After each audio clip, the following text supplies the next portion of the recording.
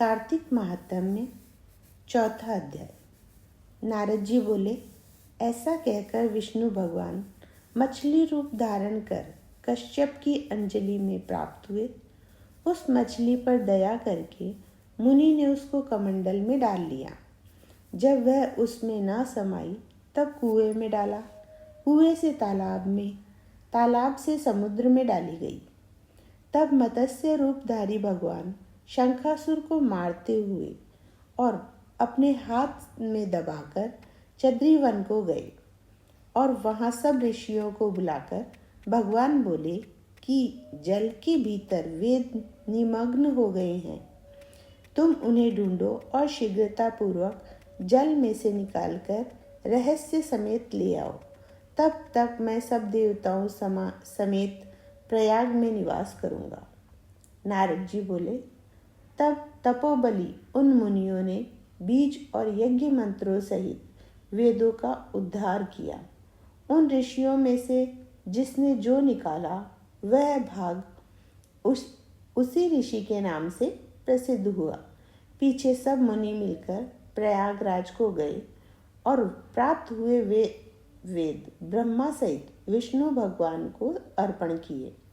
संपूर्ण वेदों को पाकर ब्रह्मा जी ने प्रसन्न हो देव और ऋषियों सहित अश्वमेध यज्ञ किया।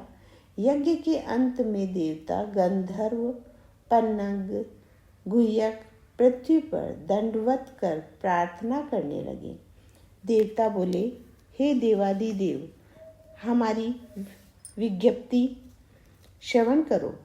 यह हमारी प्रसन्नता का स्थान है, इसे तुम वरदान दो। हे रमापति, इन ब्रह्मा जी ने इन स्थानों में नष्ट हुए वेद फिर पाए और हमने यज्ञ के भाग प्राप्त किए। इसलिए आपके प्रसाद से यह स्थान पृथ्वी में अत्यंत श्रेष्ठ हो और पुण्य देने वाला हो, और यह महीना भी ब्रह्म हत्या आदि को दूर कर अक्षय फल देने वाला हो। श्री विष्णु बोले, हे देवताओं, जो बात तुमने कही है यही मुझे भी अभीष्ट है, सो ऐसा ही होगा। यह ब्रह्म क्षेम नाम से सबको सुलभ होगा।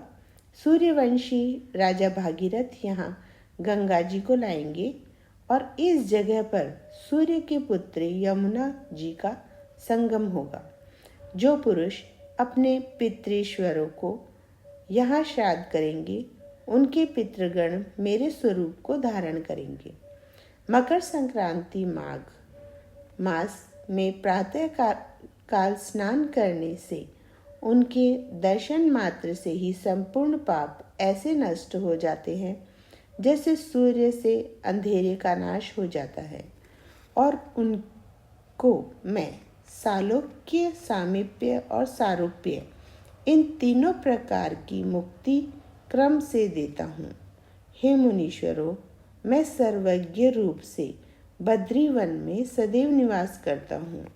जो फल और स्थान 100 वर्षों में मिलता है वह तुमको यहाँ वहाँ एक दिन में ही प्राप्त होएगा। उस स्थान के दर्शन करने वाले मनुष्य जीवन मुक्त हो जाते हैं। सूत जी बोले, विष्णु देवताओं से ऐसे कहकर ब्रह्मा जी सहित वहीं अंतर्ध्यान हो गए और इंद्रादि देवता भी अंशों से यहाँ रहकर अंतर्ध्यान हो गए। जो मनुष्य शुद्ध चित्त से इस पवित्र कथा को सुनते हैं उनको प्रयागराज और बद्रीवन में जाने का फल मिलता है।